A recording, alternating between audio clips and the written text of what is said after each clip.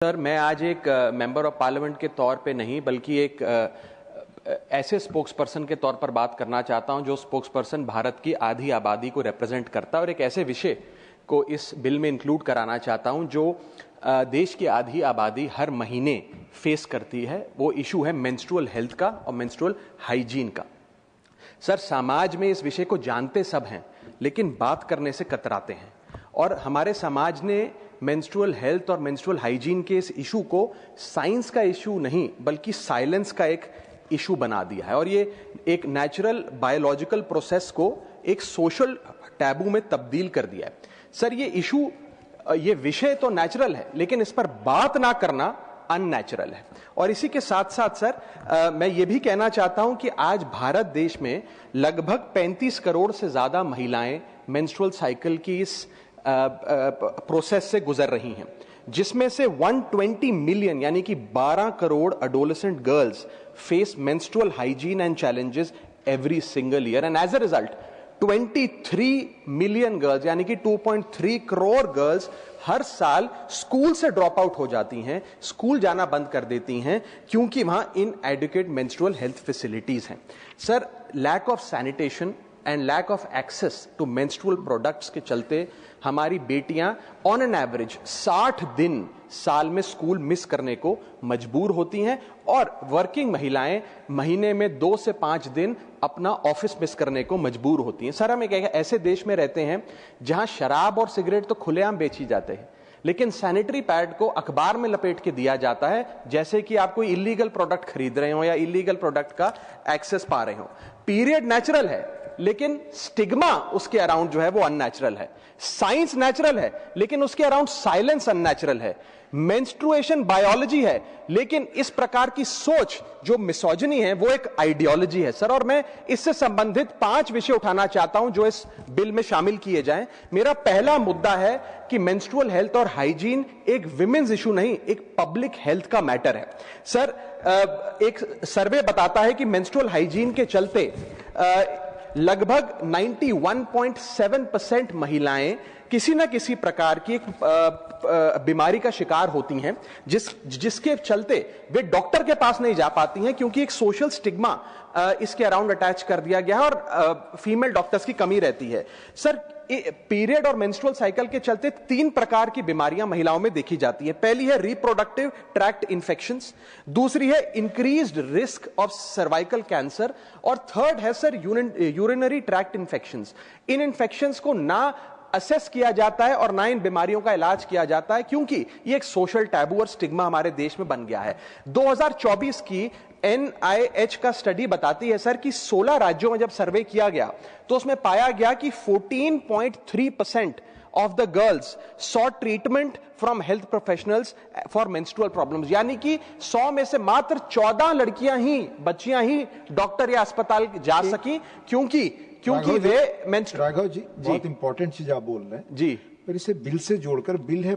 मैं सर इसमें अभी आने वाले समय में रिकमेंडेशंस दूंगा, मैं एक एक करके आ रहा हूं। मैं बिल्कुल जोड़ूंगा, बिल्कुल मैं भली भांति जानता हूं क्या विषय है सर बिल का, अब चिंता ना करें, मैं जोड़ूंगा।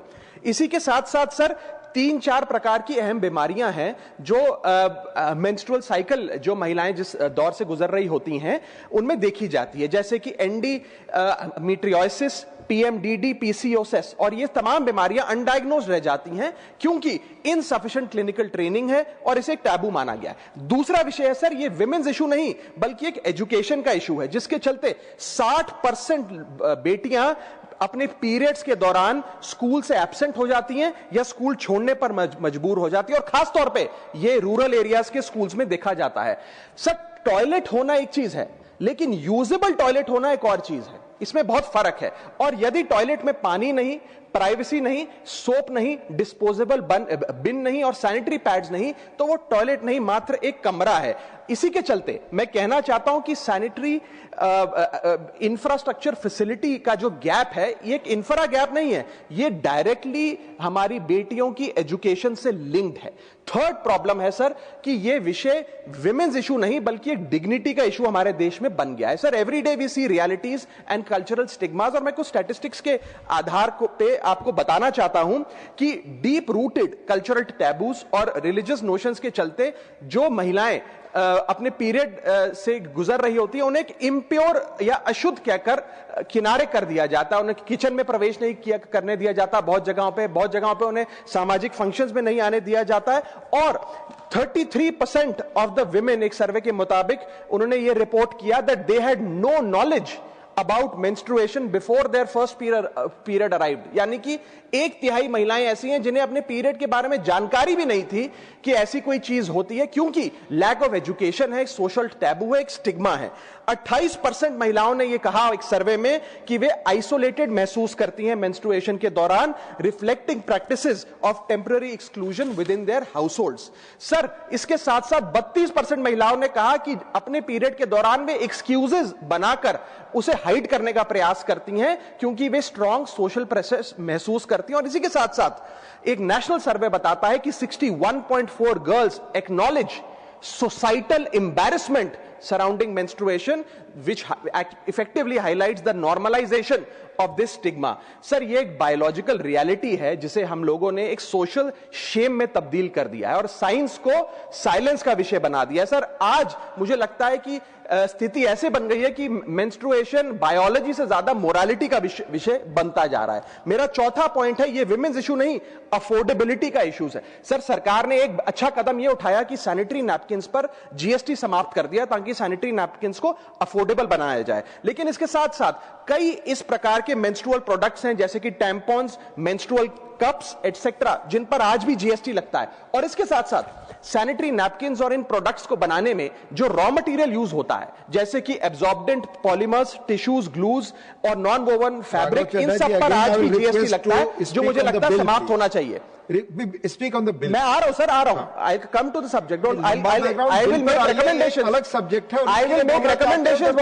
Sir, permit me to speak. I will make recommendations to the bill. I'm coming to that. Speak on the bill. बिल्कुल आऊंगा।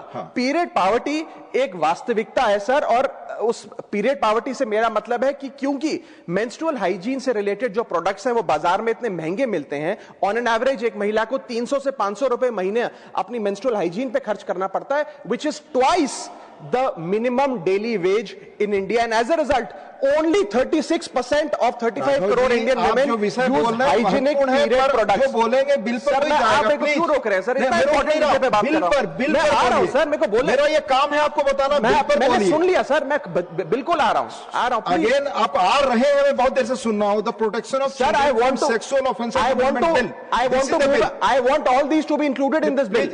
You speak on the bill. Yes, it concerns our women, our daughters, and I want this to be included in the bill. Come on that.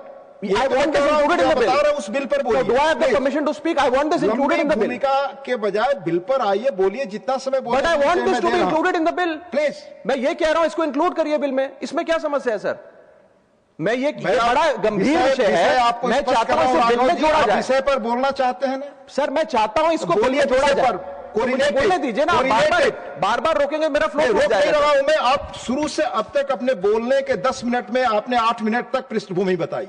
मैं आपसे यही आग्रह कर रहा हूं कि भूमि बताने के बाद ही 8 मिनट नहीं, आप 12 मिनट बोलिए, बिल पर बोलिए। अच्छा चलिए, सब्जेक्ट पर बोलिए। बिल्कुल प्लीज। सर, पीरियड प्रोडक्ट्स एक लग्जरी नहीं है, वो एक लाइफस्टाइल चॉइस नहीं है, वे एसेंशियल गुड्स हैं। और पांचवा पॉइंट और आखिरी पॉइंट, ये विमेन्स इशू नहीं सर, ये फ्रेमवर्क का इशू है। जैसे 25% स्कूलों में बेसिक सैनिटेशन सर्विस नहीं है, 46% स्कूल्स में हाइजीन सर्विस जैसे कि सोप और रनिंग वाटर नहीं है, और लगभग 40% स्कूल्स में covered beans for disposable sanitary napkins नहीं है। सर, मैं बस एक बात कहना चाहता हूं कि Spain, Japan, south Korea, Indonesia जैसे बड़े देशों में पेड लीव्स मिलती हैं 1 to 3 days पर मंथ उन महिलाओं को जो अपनी मेंस्ट्रुअल साइकिल से गुजर रही होती है। लेकिन भारत में पेड लीव छोड़िए, इस विषय पे चर्चा करने से भी हम लोग घबराते हैं, भागते हैं। इसलिए मैं 6 स्पष्ट सुझाव इस बिल में इंक्लूड करने के लिए इस सदन में रखना चाहता हूं। मेरा पहला सुझाव है कि हर स्कूल और कॉलेज, वर्कप्लेस और पब्लिक इंस्टीट्यूशन में फ्री सैनिटरी पैड्स और फंक्शनल टॉयलेट्स बनाए जाएं।